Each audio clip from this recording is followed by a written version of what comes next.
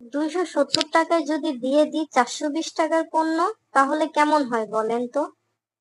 জি হ্যাঁ, আমরাই দিচ্ছি শুধুমাত্র আপনাদেরকে এত কমে, বাজেট ফ্রেন্ডলি, স্টুডেন্ট বাজেটে 3টি প্রোডাক্ট মাত্র 270 টাকায়।